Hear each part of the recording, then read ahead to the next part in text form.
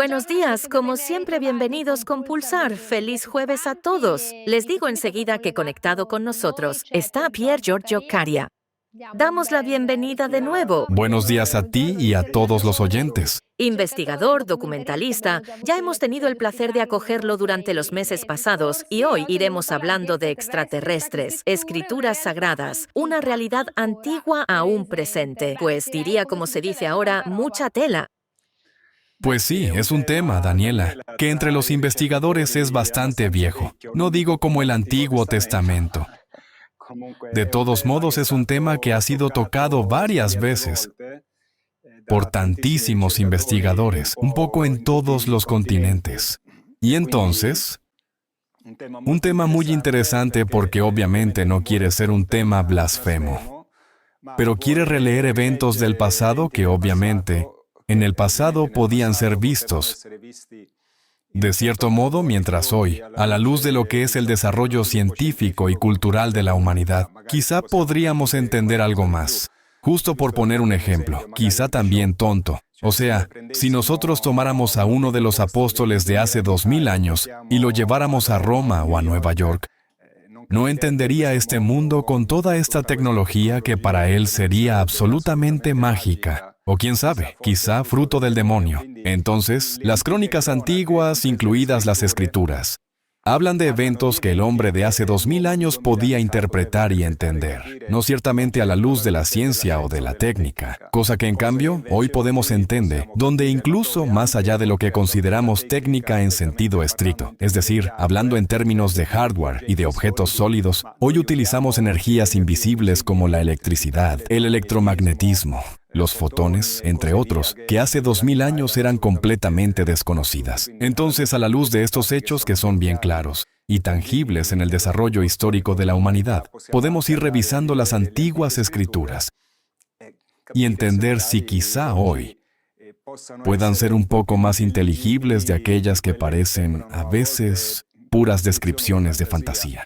Entonces, este proceso, que ha sido hecho por varios autores, plantea también, a mi parecer, una nueva pregunta o una pregunta ulterior. Esta realidad, que era tan invasiva en la antigüedad y de la cual nos habla de ello el Antiguo Testamento, el Nuevo Testamento, es decir, los Evangelios, los apócrifos, los Hechos de los Apóstoles, con sus extrañas presencias angélicas. Así que, hoy podríamos preguntarnos, ¿no es esta misma realidad, así de invasiva e inmanente, y además trascendente en la antigüedad, la que aún hoy merodea entre nosotros? Solo que debido a la brecha cultural que nos separa de la antigüedad, no logramos comprenderla del todo. Y quizá la llamamos de otra manera, pero sigue siendo la misma de hace 2000 años. Entonces, el incipit del discurso Daniela es este. O sea, hay que comprender y entender cuáles son las escrituras sagradas a las cuales nos estamos dirigiendo. Y porque, según la religión que tienes, encuentras un determinado libro, fundamentalmente. Y también hay este problema de entender a cuáles nos estamos dirigiendo. Cierto, pero nosotros tenemos una religión que es el cristianismo, una religión de derivación judía, porque Cristo, de todos modos, viene de Palestina, de la antigua Palestina. Entonces, me dirijo y trato de leer los hechos de las escrituras a nosotros conocidas. Luego podría abordarlos del Corán, más bien que de otras religiones, qué sé yo, las hindúes, pero ya será difícil este discurso. Figurémonos si lo afrontáramos desde un punto de vista de otras religiones. Sería aún más difícil. Simplemente porque de todos modos, por el mero hecho mecánico de haber ido a misa, alguna palabra en los oídos nos ha quedado.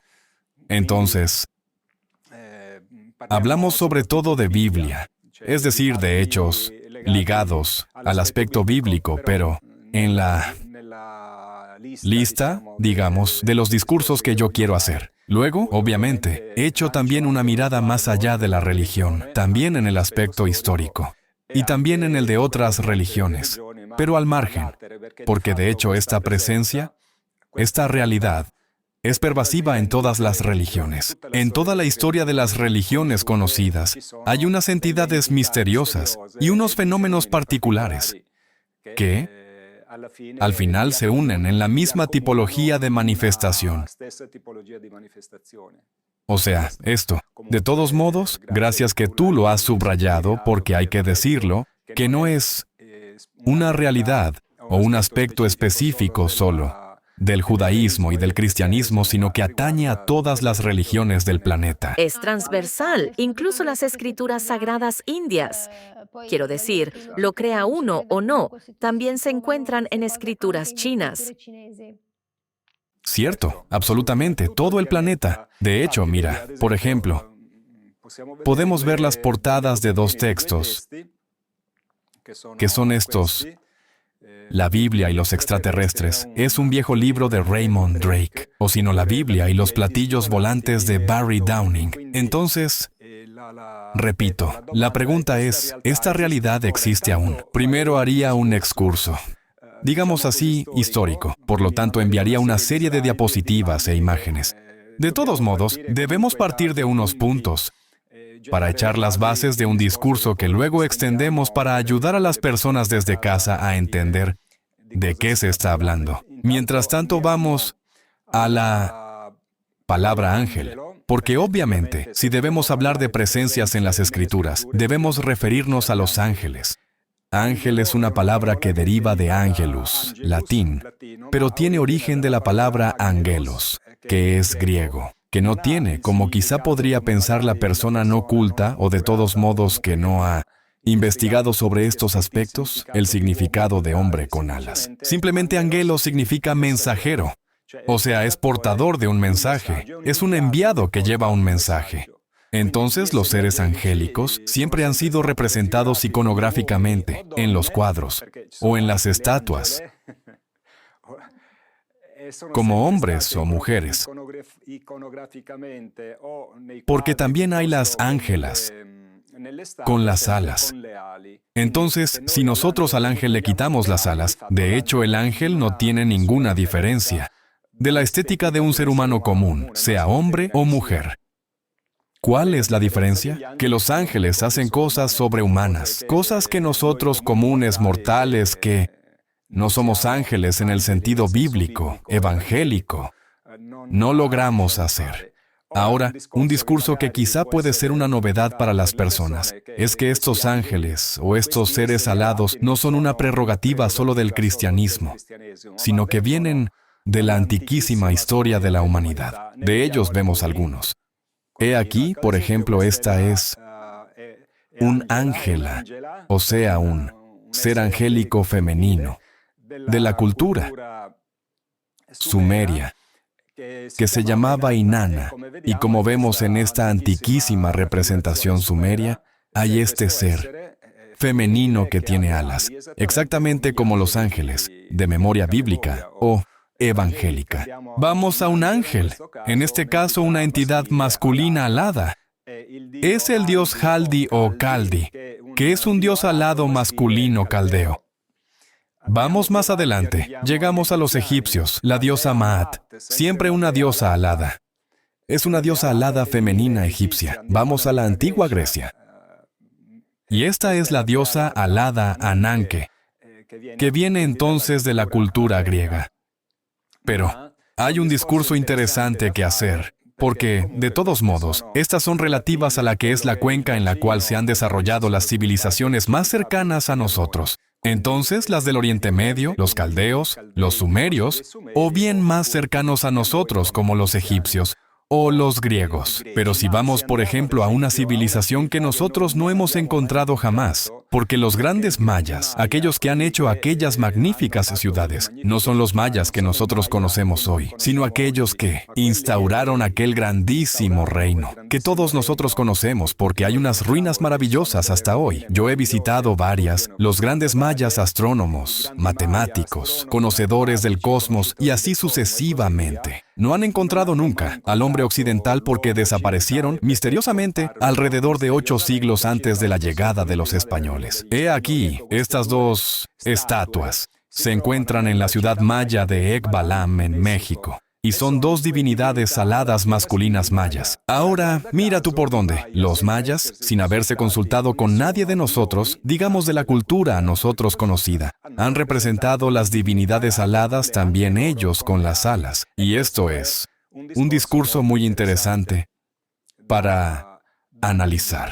Evidentemente, Daniela, por instinto, los seres humanos, cuando tenían que ver con estas entidades, instintivamente les ponían alas porque siendo del todo similares a los humanos, había que distinguirlos.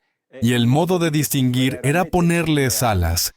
Y luego llegaremos a entender por qué a los ángeles les ponían alas. Vamos ahora a ver. Y si son realmente alas luego. Y si son realmente alas, cierto, absolutamente sí. Pero quiero hacer un excurso, por lo tanto vamos a tomar algunos pasajes de la Biblia donde se habla de los ángeles. Vamos al Génesis 18 y cito los pasajes.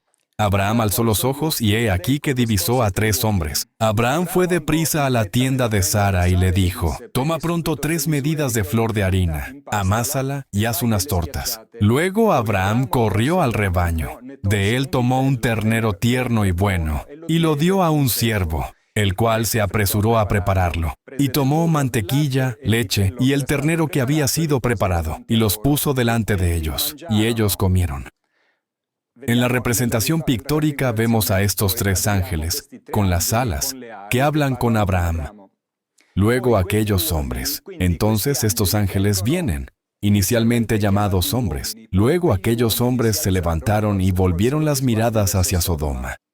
Los 2 ángeles llegaron a Sodoma por la tarde. Entonces, curiosamente, aquí tenemos la Biblia que nos habla de los ángeles como hombres. En la figura pictórica vemos que los ángeles tienen alas. Abraham no tiene alas. Pero de hecho, estos ángeles, en su expresión, digamos así, meramente material, comen y beben. O sea, Abraham les ofrece carne, ofrece mantequilla, leche, luego... En la Biblia está escrito también que Abraham llama a su esposa Sara y le dice, prepara pan. En fin. O sea, estos ángeles tienen atributos muy humanos, pero Les son gusta ángeles. comer. Hemos entendido que les gusta comer. Son unos buenos gourmets. Digamos que tienen un apetito divino. Habían ido en busca de las estrellas Michelin, pongámoslo así. Entonces, puesto que en realidad las escrituras, Daniela, no son muchos los que las leen. Yo quiero hacer notar estos 2 aspectos que no solo estos ángeles son llamados en la misma Biblia hombres, incluso no son entidades etéreas, como a menudo las personas pueden pensar, sino que son entidades bien tangibles que se sientan, comen y beben, así como cualquier otro ser humano. Y vamos a San Pablo. San Pablo, en la carta a los Hebreos, dice, no olvidéis la hospitalidad. Algunos practicándola han acogido a unos ángeles sin saberlo. Entonces, ¿qué nos dice esto? Y San Pablo era ciertamente uno que a los ángeles los conocía bien porque lo han ayudado. En fin, varias cosas que luego están descritas, sobre todo en los Hechos de los Apóstoles. Y prácticamente San Pablo me está diciendo que yo puedo confundir a un ser humano normal con un ángel. Y entonces, si yo puedo confundir a un ángel por un ser humano normal, significa que el ángel no tiene alas. Y entonces deduzco de estos pocos pasajes, que luego encontramos muchísimos en las Escrituras, que el ala es un símbolo. Y no es casualidad que vamos a ver unos símbolos. Ver unos símbolos, los ángeles que vienen del cielo, luminosos o no que sean, no tienen alas. Entonces, este discurso de las alas es una iconografía que simboliza el vuelo y que usamos nosotros en nuestras patrullas aéreas, helicópteros, etc. Tenemos unos estandartes, emblemas, escuadrillas y así sucesivamente, de escuadrones de vuelo, a las que les ponemos unos pájaros o les ponemos alas. Yo aquí he tomado 3 al azar. Entonces, el ala, para nosotros seres modernos que tenemos la aviación, es el símbolo del vuelo. Pero, ¿podría ser lo mismo en la antigüedad? Entonces, el ángel no es solo una persona o un ser que ejecuta un vuelo, digamos así, espiritual, pero es también quizá alguien que vuela. O sea que en la antigüedad había gente que volaba y por lo tanto gente que no era de este mundo, no era de la tierra porque los ángeles, notoriamente, no son terrestres, si acaso. Los terrestres son unos demonios, más que de los ángeles, si debemos ir a ver lo que hacemos todos los santos días. Entonces el ángel es una entidad que ejecuta un vuelo tanto físico como dimensional. Pero, como volaban y venían del cielo, que es un cielo místico, pero es también un cielo material, o sea, un cielo astronómico, digamos así, entonces vamos a ver si esta idea que yo estoy lanzando pueda tener un sentido de verdad, siempre en la Escritura. Vamos a ver, por ejemplo, más que en la Escritura, en la iconografía sagrada. Si estos ángeles pueden utilizar unos medios, digamos así, de los cuales permanece rastro en las representaciones pictóricas, o sea, unos medios que vienen en la Escritura descritos como unas nubes, unas columnas de fuego, o de todos modos unas cosas dentro de las cuales a veces está el Señor, el llamado Señor, y que por lo tanto pueden ser unos medios que estos ángeles en la antigüedad usaban para ir a visitar a los seres humanos. He aquí, en este cuadro, del 1500, de Carlo Braccesco, Tríptico de la Anunciación. Vemos una Madonna casi asustada, mejor, diría justamente asustada, porque el arcángel anunciador Gabriel, hablamos del tríptico del retablo que está en el centro. Vemos que no vuela con sus alas, vuela con un disco. O sea, está encima de un disco que lo lleva hacia la Madonna. Y la Madonna casi se aparta porque ve esta cosa que se añade. Solo un par de ejemplos, Daniela. Luego hay muchísimos. Vamos a este otro cuadro. Este es del 1500 aproximadamente. Madonna con Jesús niño y San Juanito. Es incierta la atribución, Sebastiano Mainardi o Jacopo del Sellayo, y vemos una bellísima escena pictórica donde está la Santa Madre. Y luego tenemos a San Juanito. Lo distinguimos porque, además de la aureola, tiene la cruz, típica que San Juan Bautista lleva a la espalda, y hay un Jesús niño que señala a la Madonna. Pero si vamos a mirar a la derecha, los detalles de esta tabla circular, y ampliamos el escenario. Estamos mirando arriba a la derecha del retablo. Vemos un objeto volador, un clásico platillo volante. Vemos a un hombre que se lleva la mano a la frente para protegerse de la luminosidad, con un perro ladrar. Esta es una típica escena de un avistamiento. Entonces, ¿cómo es posible que estos elementos, entre otras cosas, el disco veis que brilla?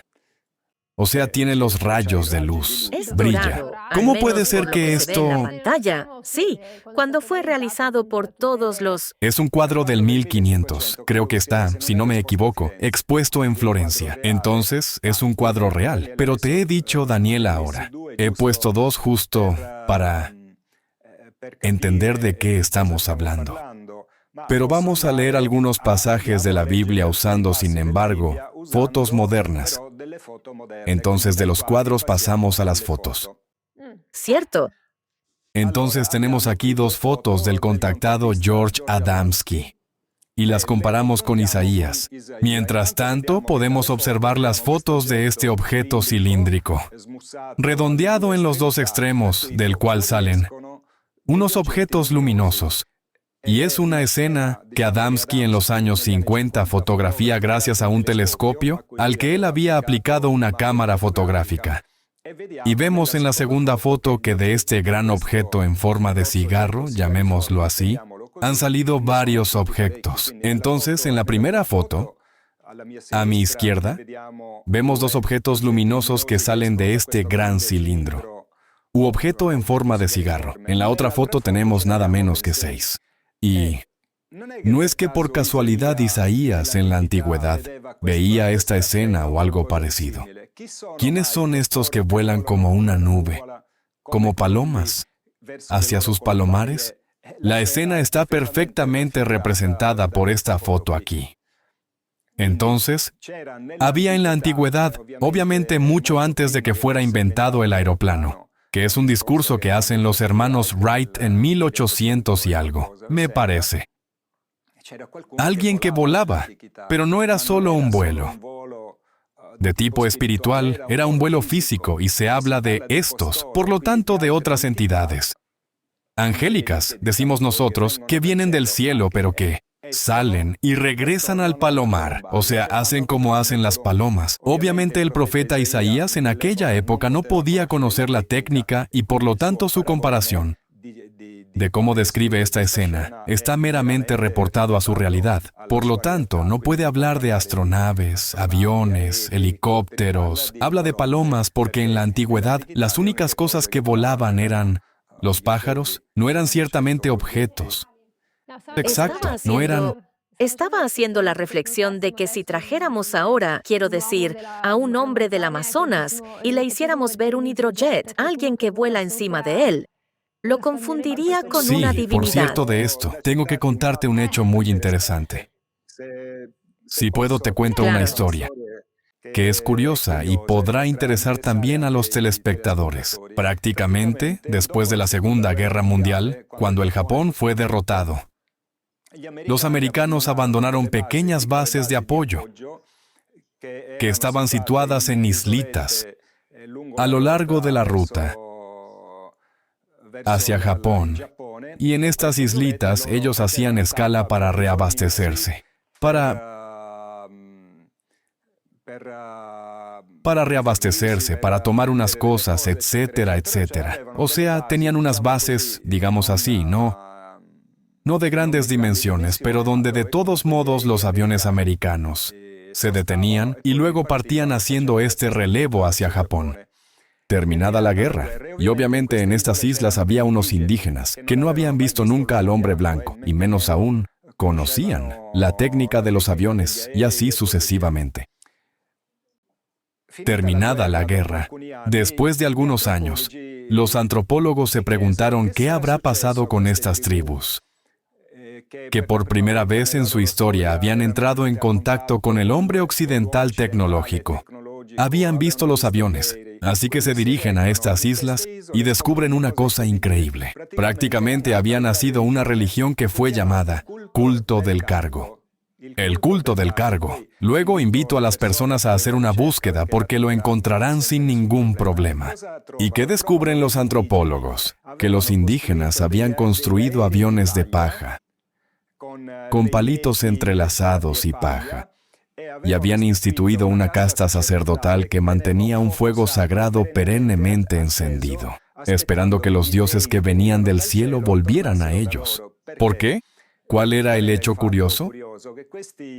Que estos americanos, cuando bajaban a las islas, entraban en contacto con los indígenas. Quizá les daban chocolate, Coca-Cola, alimentos que ellos consideraban divinos porque venían del cielo, y por lo tanto se instituyó una religión que se llamaba culto del cargo. Entonces, si esto sucedió en época moderna, ¿por qué no puede haber sucedido en la antigüedad cuando el ser humano, digamos antiguo, por lo tanto no tecnológico, no científico, no racional, se encuentra con una realidad también científica y tecnológicamente más avanzada?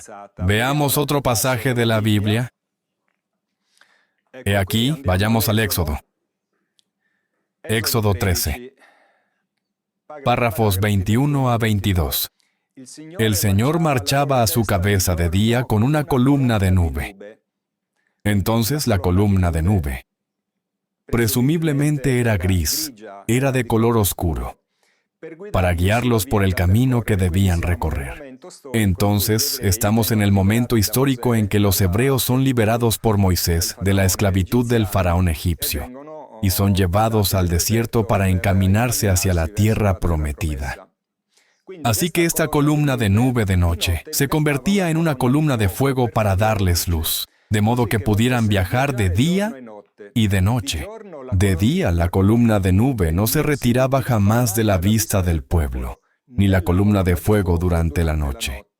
Si la nube permanecía quieta sobre la morada 2 días, 1 mes o 1 año, los israelitas permanecían acampados y no partían. Ahora, Daniela, yo no conozco a nivel meteorológico una nube que permanezca permanente 2 días, 1 mes o 1 año, así que los antiguos, Solo la del así smog, como solo la del smog. no estaba en En aquella la época. llanura padana, solo la del En smog. aquella época todo era biológico. Exacto. Entonces los antiguos, así como hacía Isaías, usaban parangones, tomándolos de su mundo natural para describir algo que para ellos era incomprensible. Es justo aquí hay, siempre en las fotos de George Adamski, una columna oscura, por lo tanto. Una nube oscura porque vuela, está en el cielo, y hay una columna que emana luz de esas especies de ojos de buey. Pero luego esa luz puede aumentar de intensidad. Esto es algo que ha sido visto por tantísimos contactados o testigos. Puede aumentar de luminosidad. Y así como hemos visto que los anteriores platillos voladores son de energía, también estas astronaves en forma de cigarro pueden convertirse en pura energía. Entonces, si tanto me da tanto, en la antigüedad ocurría, en realidad, algo similar. Y mira aquí, esta es otra foto de George Adamski en la que tenemos una bonita columna de fuego. Por lo tanto, un objeto en forma de cigarro que Adamski lo vemos a la izquierda en la diapositiva. Fotografió en los años 50. Entonces, esta realidad, menos que antiguamente era descrita por los profetas o por los hombres de esa época, testigos de estos eventos, hoy la podemos ver representada en las fotos de estos personajes que nosotros llamamos contactados. Tomemos otro más. Tomemos un pasaje de Ezequiel. En el centro apareció la figura de 4 seres animados, de los cuales este era el aspecto. Tenían apariencia humana. Entonces de nuevo nos encontramos con personajes angélicos. En este caso son querubines, que tienen de todos modos apariencia humana, es decir, son seres humanos. Y dice Ezequiel, yo miraba a aquellos seres y he aquí, en el suelo, una rueda a su lado, de los 4, porque eran 4 personajes. Su aspecto de estas ruedas, su estructura era como de una rueda en medio de otra rueda. Su circunferencia era muy grande, y los círculos de las 4 estaban llenos de ojos todo alrededor. En este platillo volador fotografiado por George Adamski, siempre en los años 50, vemos unos anillos que no están puestos en vertical como las ruedas de la bicicleta. Están tendidos, pero son anillos, uno encima del otro, de distintos tamaños. Y vemos también que tienen ojos todo alrededor, que son los ojos de buey, del llamado platillo volador. Así que si colmamos la brecha cultural entre aquella situación antigua y la actual, encontramos que las descripciones de los profetas se adaptan perfectamente a las del contactismo. Vayamos a ver fuera de nuestro origen religioso.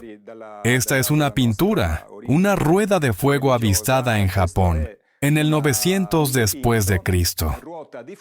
Por lo tanto, esta manifestación era de carácter global. Ven que hay un disco rodeado por llamas en lo alto del centro de la imagen. Vayamos muy atrás en el tiempo, en época absolutamente precristiana y prejudía. Aquí estamos en las cavernas de Niao, en Francia, y es un grafito rupestre. Por lo tanto, en el interior de las paredes de estas cavernas, donde a la izquierda lo vemos en grande y a la derecha vemos otros que están presentes en estas cavernas. Ahora, así como ocurre en los cómics, tenemos un objeto discoidal quieto. Luego tenemos a su lado un objeto discoidal con unos puntitos encima, y esto simboliza este movimiento que llamamos movimiento de hoja muerta. movimiento típico de los platillos voladores porque ellos viajan utilizando campos electromagnéticos. Y abajo tenemos siempre un objeto discoidal quieto y otro en movimiento. Movimiento indicado por esos puntitos. Ahora, ¿será acaso una coincidencia que, si vamos a ver hoy? Miren esta foto.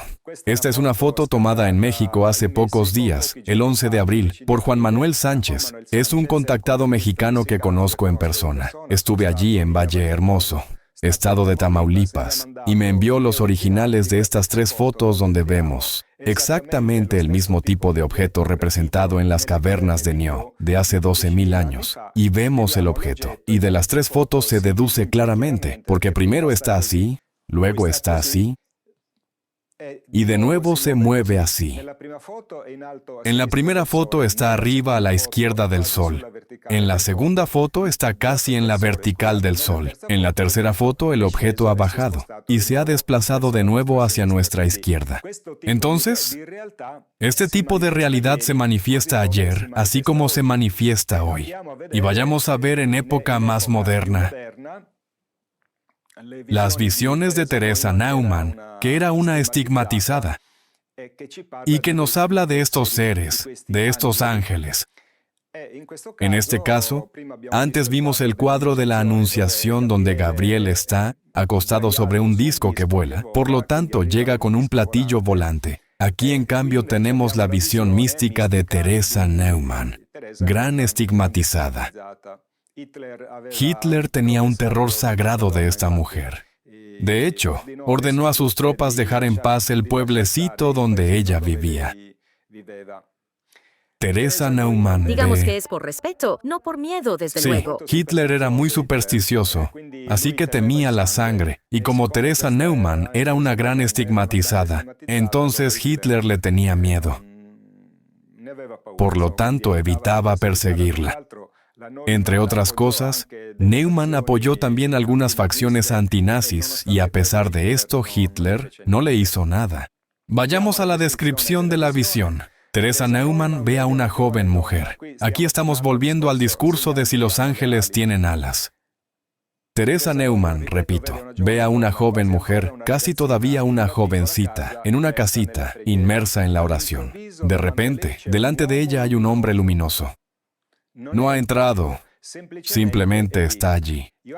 Johannes Steiner, que era testigo y biógrafo de Neumann, es decir, él transcribía las visiones que Teresa le contaba, que estaba presente en esta visión. Le pregunta a Neumann, ¿tenía grandes alas? Porque obviamente para la cultura iconográfica cristiana el ángel tiene alas. Y ella responde, ¿pero qué se te ocurre? Los hombres luminosos no necesitan alas. El hombre luminoso, volvamos a la visión, se inclina ante la muchacha asustada y le dice, Shalom Lich, Miriam Gaceta, que quiere decir, salud a ti, María Purísima. Entonces, estos ángeles que pueden ser, o materiales y comen, como hemos visto en el pasaje del Génesis con Abraham, o bien pueden ser de energía.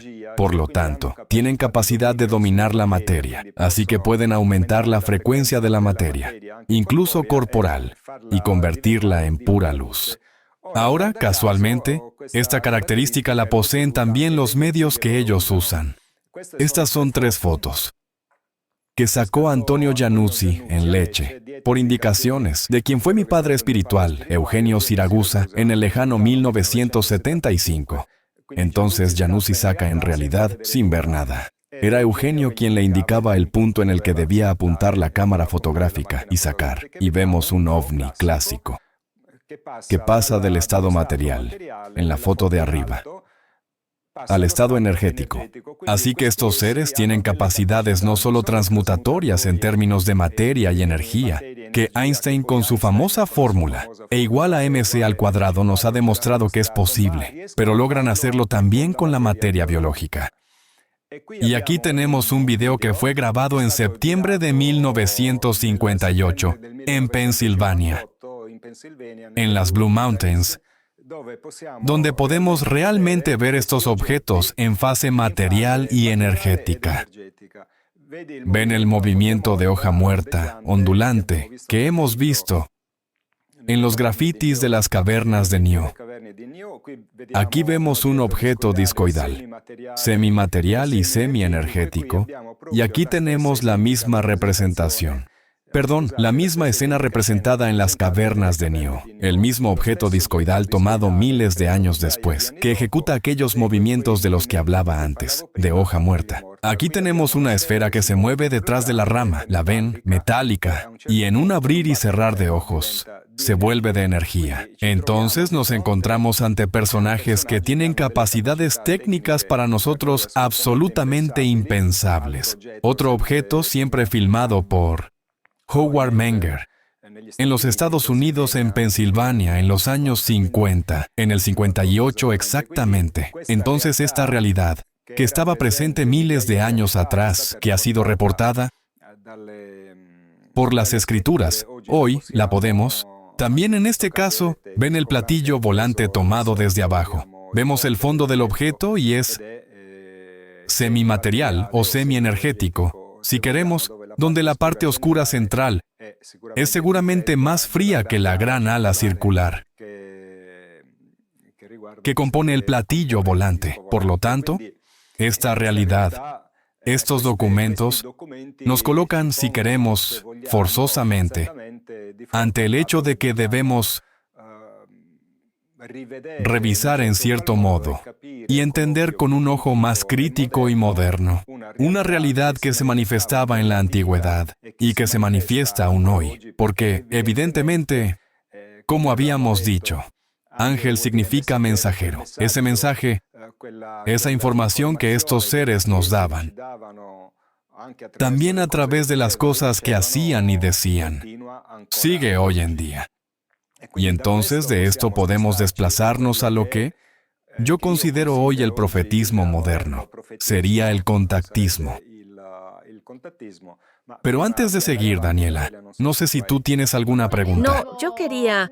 No, está claro que son todas imágenes que nos cuentan precisamente de un recorrido de la historia. Faltarían los grafitis de los hombres primitivos que me parece recordar. Quizá exista algo, sin embargo, pero... He mostrado los de Niue. Exacto. Pero en realidad la escena es más compleja. Eso es un detalle, porque en la escena representada hay también seres humanos que miran y Que miran ven. hacia arriba. Están presentes en todo el mundo. Son transversales a todas las culturas. Están presentes, hemos dicho, en todas las sagradas escrituras. Encajan perfectamente con los pasajes bíblicos. ¿Qué nos falta aún? Nos falta una cosa, entender quiénes son realmente, por qué vienen y qué quieren. Esta respuesta, sin embargo, la quiero dar después de haber leído algunos Eso pasajes. seguramente. Eso seguro, porque tenemos curiosidad por Después de saberlo. haber leído algunos pasajes, esta vez no bíblicos, sino escritos por los contactados como Menger, Siragusa, etc., quienes son los autores de aquellas imágenes, y también las personas que ofrecen esas descripciones en sus libros.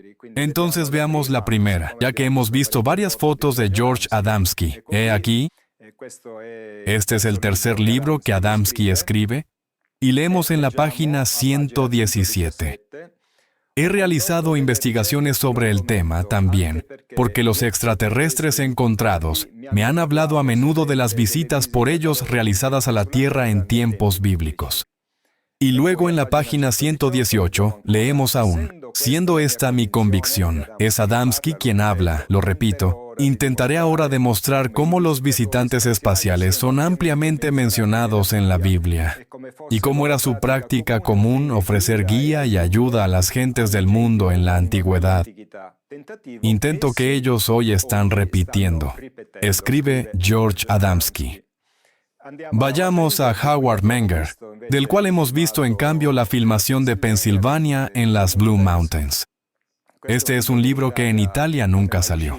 Es su autobiografía donde él habla de las experiencias que ha vivido con los extraterrestres, del espacio exterior a vosotros, From Outer Space to You, de Howard Menger, libro de 1959. Y en las páginas 126 y 129 leemos, a fines de agosto de 1956, tuve el que, quizá, Fue el encuentro más memorable de todos, cuando tuve el privilegio de encontrar a uno de los seres más evolucionados provenientes de otro planeta. Y dice, este ser al que él encuentra, este maestro, en el año de vuestro tiempo, 1945, que es el año del primer experimento atómico ocurrido en la Tierra, recordamos la prueba Trinity que fue realizada y que estuvo incluso en la película reciente intitulada Oppenheimer, el científico que fue el realizador de la bomba atómica, junto con Fermi, basada obviamente en los estudios de Einstein, y así sucesivamente. Así que, en el año de 1945, hemos concentrado un gran grupo de servidores de nuestro Padre Infinito, por lo tanto de Dios, a quienes habéis llamado ángeles en vuestras escrituras para ayudaros. Así que estos ángeles nos traen un mensaje y una ayuda, tanto en los tiempos bíblicos como en los tiempos modernos. Es decir, es una misión que prosigue en un arco temporal para nosotros imposible. O sea, en el transcurso de miles y miles de años. Si partimos de Moisés, donde estaba la columna de fuego, la columna de nube que guiaba a los israelitas, a los hebreos, imagínense llegar a hoy. Han pasado realmente miles y miles de años. Leamos otro pasaje que pertenece siempre a un grupo de contacto. En este caso es un librito escrito por el llamado Grupo Mediánico de la Paz de Berlín. En la década de los años 50 a 60, donde habla uno de estos seres, uno de estos ángeles, uno de estos extraterrestres, y dice, nuestra existencia y presencia está eternamente ligada a la legislación dada en el Sinaí. Como técnicamente no estabais lo bastante avanzados, en los años transcurridos no hemos podido explicaros todo esto, porque no nos habríais entendido más que Moisés y los otros israelitas. Pero hoy vosotros también, con vuestra técnica y vuestra ciencia, estáis en el umbral del universo, y podéis creer firmemente en la posibilidad de un poder que viene del universo. He aquí entonces que en este escrito encontramos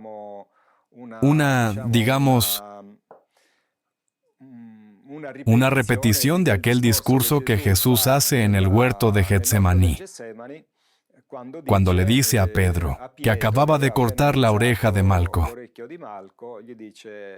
Pedro, vuelve a poner la espada en la vaina. Y luego añade, ¿no sabes tú que si yo quisiera pediría a mi Padre más de 12 legiones de ángeles? Que entonces lo liberarían.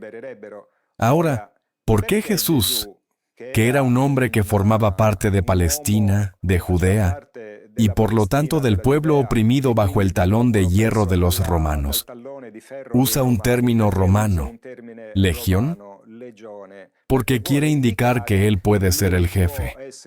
Puede pedir ayuda a, entre comillas, militares que no son de este mundo, y que si él quisiera, podrían liberarlo de aquella situación. Y por lo tanto, en este caso, este ser que se llama Astar Sheran, que en realidad no es un nombre, sino un título que significa jefe santo. Dice, ¿por qué no podéis creer en la posibilidad de un poder que viene del universo? Entonces, leamos de una forma diferente y más moderna esas palabras que Cristo justamente dijo a Pedro. Termino estas citas con lo que fue mi padre espiritual, Eugenio Siragusa, uno de los contactados más importantes de la historia moderna. Sin duda el más importante desde el punto de vista de la cuestión cultural y científica, donde estos seres, a través de Eugenio, describen al máximo nivel, mucho más que todos los demás contactados de la historia moderna, la verdadera naturaleza de estos personajes. Entonces tenemos el sinónimo, la comparación, donde los ángeles de ayer, hoy son aquellos que nosotros llamamos extraterrestres, es decir, vienen y traen el mismo mensaje. Este escrito que Eugenio redacta el 4 de septiembre de 1990 es un escrito en el que él refiere lo que le dijeron estos seres extraterrestres. Lo leo. Sabed que somos nosotros los artífices de todas las maravillas que vosotros terrestres habéis puesto en el plano religioso. Somos nosotros los ángeles de ayer, los mensajeros que viajaban en carros de fuego o escudos ardientes. Somos nosotros los extraterrestres de hoy, que nos estamos empeñando en salvar lo salvable en vuestro planeta en grave crisis, por culpa de vuestra inconsciente y destructiva laboriosidad. Aún es solo el comienzo. Aquí dice el ser con respecto a lo que sucede en el mundo, es decir, las cosas que están ocurriendo en el mundo. Estamos en 1990, entonces están empezando las grandes guerras de los Estados Unidos en Oriente Medio. Aún es solo el comienzo de un drama impensable, inimaginable y cargado de males irreversibles, sembradores de muerte y destrucción. Ahora, el enfrentamiento bélico que hay entre Rusia y Ucrania, que en realidad es sobre la piel ucraniana, pero detrás está la OTAN, con Estados Unidos en primer lugar e Italia cómplice, pero la OTAN está perdiendo. De manera clamorosa, existe el riesgo de que esta situación pueda desembocar en un enfrentamiento con armas atómicas. Además hay los ucranianos, que de manera realmente irresponsable y criminal están bombardeando la central nuclear de Zaporilla. Entonces, hay una situación dramática. El otro día, Irán respondió con un lanzamiento de drones, misiles, contra Israel, que había bombardeado la embajada iraní en Siria. Sí, en Siria, digo bien. Así que tenemos una situación hoy realmente catastrófica. Por lo tanto, estas palabras dictadas hace 23 años, 24 años ya, son absolutamente proféticas. Y estas cosas, estos hechos, nos dicen que esta presencia protege, vigila y probablemente intervendrá en el caso de que la humanidad cometa el error irreparable, es decir, apriete el botón del lanzamiento atómico. Entonces su presencia, que además ha sido explicada precisamente por ellos mismos, es decir, que ellos están aquí porque temen que haya un conflicto nuclear, debido a la presencia de miles y miles de ojivas atómicas hoy potentísimas, en comparación con las cuales las de Hiroshima y Nagasaki eran prácticamente los petardos de la fiesta del patrón. Hoy la situación es verdaderamente grave y ellos están aquí. Mira, además hay, Daniela, no lo he puesto en Yo esta. escuchaba todo esto porque siempre es muy interesante, o sea, en tutela del planeta o de la humanidad, porque si en tutela del planeta, como si el planeta Tierra fuera una célula de un cuerpo único, he aquí, esta es mi pregunta, ¿en tutela de quién? Del cuerpo En único, defensa- universal, y por lo tanto, quieren preservar el Claro. planeta Tierra, no les importa nada. ¿De la humanidad? Es en esta dirección. No, si no les importara nada a la humanidad, seguramente no. No, respondo. Digo, si no les importara nada a la humanidad. Esto lo digo también porque hay algunos presuntos investigadores que dicen que nosotros somos vacas para ordeñar, para degollarlas, Un para... profesor toscano. No, ni siquiera, no puedo ni siquiera decir toscano, ¿verdad? Un personaje. CM. Aquí quien nos chupa el alma son muy otros personajes y están sentados. Y están sentados en los altos escaños de los poderes mundiales. En todos los escaños de los poderes mundiales. Entonces, obviamente, Porque, como oigo hablar siempre, ¿no? De la protección del planeta, de la humanidad, es porque el planeta forma parte entonces de algo tan grande que nosotros no logramos entender. claro, puedo decir que hay varios aspectos que si queréis puedo explicarlos individualmente. Entonces, un primer aspecto es indudablemente un aspecto que les interesa personalmente. O sea, en el sentido de que la Tierra está en el sistema solar, el sistema solar está en la galaxia. Por lo tanto, si nosotros, de manera loca, irresponsable, criminal más allá de todo límite, hacemos una guerra atómica, dado el hecho de que tenemos miles de ojivas nucleares capaces de destruir, es decir, de pulverizar literalmente el planeta Tierra. Varias veces. Es obvio que esto sería un problema gigantesco. No solo para la Tierra, porque significaría que los planetas del sistema solar enloquecerían, saldrían de las órbitas. El sistema solar, por lo tanto, esta parte de la galaxia, quedaría contaminada por una espantosa radiactividad, y esto se convierte en un problema también para ellos, que son viajeros espaciales. Entonces, primero esto. Segundo, el planeta Tierra es una célula viviente de un gran cuerpo. Por lo tanto, a este primer concepto se une también este. Debe ser salvaguardado y debe ser protegido. Tercero, de todos modos, como son seres de gran desarrollo, no solo científico, sino también ético y moral, y por lo tanto sienten amor por las buenas personas que no querrían todo esto. Ellos están aquí para ayudar también a esa parte de la humanidad, por desgracia una exigua minoría, que está en contra y se opone a toda esta marcha tremenda que estamos viviendo, no solo con respecto a las guerras, sino también la contaminación, la injusticia social, el hambre en el mundo, la riqueza excesiva por un lado, la extrema pobreza por otro. Así que ellos se oponen a esta situación. Están en contra de esto, por lo tanto, no es solo una vigilancia de tipo científico-técnico para que el planeta no explote, sino también una ayuda ética.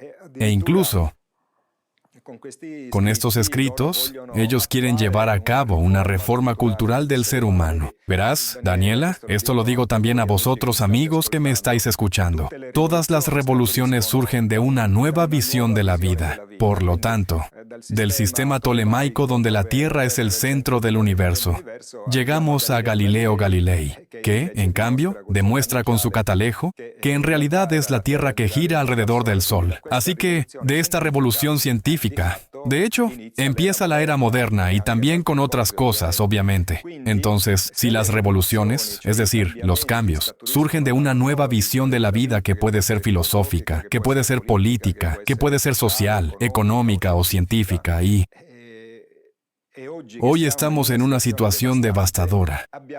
Necesitamos una nueva revolución para mejorar la situación. Pero tenemos un problema. La cultura del pueblo es igual a la cultura de la clase dirigente, es decir, los valores son los mismos. Entonces, estos seres nos traen una nueva visión de la vida, nuevos conocimientos científicos, nuevos conocimientos espirituales, con los cuales atardecen las religiones y sus creencias, para dar paso a la ciencia del espíritu. Es decir, una ciencia tangible, una ciencia racional tal como lo es nuestra ciencia de la materia, pero nos la traen al ámbito que para nosotros ha sido religión, es decir, el espíritu y el alma. Es decir, estos seres tienen conocimiento científico e instrumental de qué es el alma y de qué es el espíritu, con la esperanza de que esta inoculación de conocimiento pueda producir en la vida de los seres humanos, incluso individualmente o en grupos, cambios positivos que les ayuden a ellos a ayudarnos. Porque si no hay este grano que cultivar, es todo cizaña, y la cizaña, como dice la Escritura, se quema en el fuego. Por lo tanto, los ángeles de ayer extraterrestres hoy no hacen otra cosa que llevar adelante el mismo programa de salvación, del cual seguramente Cristo con su grandioso y terrible sacrificio ha sido la expresión máxima. Así que los ángeles, Cristo, la salvación del planeta, la ética, la evolución de la humanidad también desde un punto de vista espiritual y no solo tecnológico, está en los proyectos de estos seres que están aquí para ayudarnos. Esto es, en breve síntesis, el discurso. Entonces el alma se convierte en la unión de todo, porque hay de todos modos una evolución del ser humano, a pesar de lo que se ve, se oye. Muchas personas son más sensibles y se están abriendo a proyectos o de todos modos a investigaciones del alma. Se me vino a la cabeza mientras hablabas, Fagin, el inventor del microchip, Federico Fagin, que ha sí. pasado toda una vida no siendo muy cuadrado, o como dirían los ingleses, square, y ahora tiene una fundación que se ocupa de alma, de investigación del alma, ¿no? Y de conciencia, sí. Es muy interesante. Sí, he escuchado varias de sus conferencias. No he tenido aún el placer y el honor de encontrarlo. Si alguna vez viera este programa, se lo digo, Federico, si me escuchas, será un A veces placer pasa, conocerte. no con nosotros, sin embargo, aquí en Véneto, porque él obviamente es paduano de adopción, pero Absolutamente vicentino. sí. Él es el padre del microchip y por lo tanto persona absolutamente Valley. competente. Para hablar de inteligencia artificial ha dicho, queridos míos, os estáis equivocando. La inteligencia artificial no es conciencia. Así que, por mucho que intentéis producir, reproducir la inteligencia, pero la inteligencia sin conciencia no es inteligencia, porque la conciencia es la expresión máxima que nos caracteriza a nosotros seres humanos, es decir, el yo soy. Nosotros podemos decir yo soy. La inteligencia artificial podrá imitarlo, pero no es consciente de sí misma. Fagin ha hecho un ejemplo que me ha gustado mucho. Él dice, podríamos construir un Aquel bellísimo... del dron en el desierto, ¿no? No. Hago otro, que es más poético.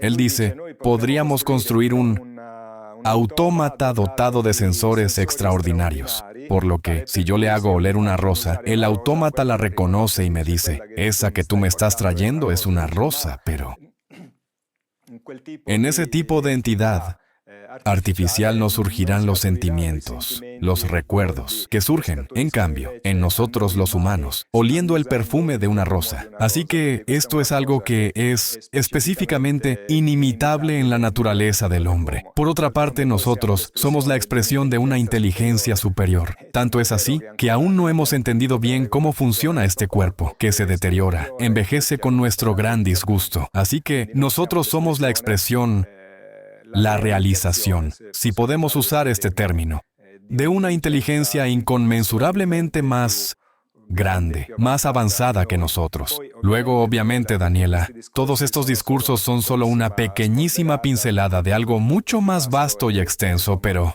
era necesaria, dado el arco de tiempo que teníamos a disposición, Claro. para entender de qué estamos hablando. Sin embargo, me ha gustado porque esta reflexión sobre el alma está tomando cada vez más. Así que veo que seguimos también, Fagin y lo que está haciendo, porque es interesantísimo. Sí, atención, Daniela, el alma no es la conciencia. No es otra cosa. Es otra cosa, el alma es una complejísima estructura energética que hoy se logra también, por lo menos en algunos aspectos, filmar o fotografiar, porque la técnica ha avanzado mucho, partiendo de la vieja cámara Kirlian. Hoy tenemos cosas mucho más importantes. Yo conozco a un personaje, se llama Daniele Guya, es un investigador y él prepara apropiadamente instrumentos técnicos y con sus cámaras, él logra filmar la emisión pulsante luminosa que tenemos, que sale de nuestro cuerpo. Así que tenemos una parte inmaterial, una parte energética. Podemos citar los estudios del profesor Albert Fritz Popp, que ya en los años 70, hablaba de los biofotones, es decir, emisiones de fotones, de luz, de los cuerpos vivientes. Entonces, digamos, ¿el problema cuál es? Que ciertos descubrimientos no les convienen a las grandes multinacionales, farmacéuticas o a los grandes varones de la ciencia, de las universidades. Y entonces se ocultan y la gente no sabe nada. Pero en realidad ya vamos un paso adelante en este discurso aquí, incluso los soviéticos, que eran ateos. Por lo tanto, a ellos de las cosas religiosas no les importaba nada, estudiaron el alma y la llamaron campo estructurador de forma. Es decir, es ese campo que pone orden y da especialización a las células del cuerpo. Es lo que da luego, digamos, la coherencia y el orden, por lo cual el cuerpo humano está basado en geometría fractal y en la sección áurea, en la proporción áurea, sobre la cual se estructura todo el cuerpo humano. Entonces, sí, el caos es desorden y la inteligencia es orden. El cuerpo humano está tan bien ordenado como para dar lugar a algo que todavía estamos estudiando, y que es la vida. ¿Qué es la vida? Sí. Incluso vida consciente. Así que somos la expresión de algo mucho más alto. La gente, Daniela, dice, pero ¿dónde está Dios? No tenemos pruebas. Y yo digo, mírate al espejo. La tienes delante la prueba de que Dios existe. Ahora, Luego ha ¿cuál es el escrito a su problema? imagen y semejanza, así que algo... Somos a su imagen y ¿Alguno le ha semejanza. salido más feo que otros, de todos modos? No, Él nos ha dado la libertad, Daniela, el libre albedrío. Luego ha fijado algunas reglas y nos ha dicho que, de todos modos, el libre albedrío está gobernado por la ley de causa y efecto. Entonces, quien con la espada hiere, de espada morirá, el llamado karma de los orientales. Entonces, estamos sometidos a leyes naturales también, en el plano espiritual. Por lo que, verás, echando una mirada a vista de pájaro sobre la humanidad, ¿cómo es posible que, a pesar de las enormes diferencias de credos religiosos de los seres humanos, con incluso los ateos, para mí el ateísmo es otra religión, pero misteriosamente, prescindiendo de la condición religiosa, del credo de los seres humanos, todos nosotros nacemos, crecemos, envejecemos y morimos. Entonces, la naturaleza se desentiende de nuestros credos religiosos y nos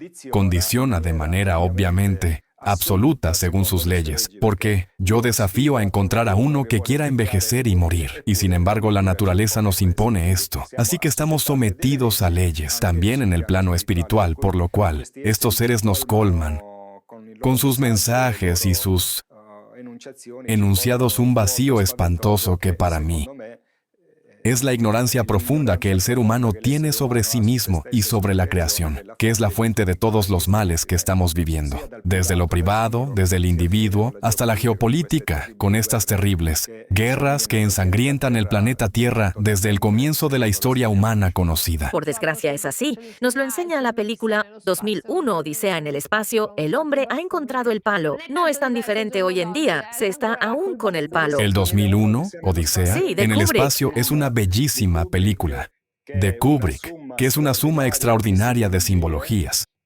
donde él explica, pero no han sido bien comprendidas, que el origen de la humanidad viene de fuera, viene del espacio, y el símbolo es el monolito. Y termina con la escena final, donde desde el espacio llega este niño con estos grandísimos ojos, que es el anuncio de la nueva era. ¿Quién sabe que llegue una nueva era? Nosotros quisiéramos pasar un fin de semana tranquilo, así que si por casualidad a alguien le viniera alguna mala intención, esperemos que quien deba vigilar, vigile porque lo necesitamos. Vigilan seguro, Daniela, Muy bien. 24 horas al día. Entonces yo agradezco de verdad mucho a Pier Giorgio Caria por haber sido nuestro huésped, por su tiempo precioso que nos dedicó y que nos dedicará en el futuro, porque no se puede no desear escuchar toda esta investigación, sabiduría y verdad. Nos vemos el lunes con algún otro, ahora no me lo recuerdo, ¿ves? Hay que ser también sinceros. ¿Algún amigo? Alguien vendrá a visitarnos y os deseo un buen fin de semana y gracias de nuevo, Pier Giorgio Caria. Gracias a ti, Daniela, y un saludo a vosotros, Gracias. oyentes. Hasta pronto, chao. Hasta pronto.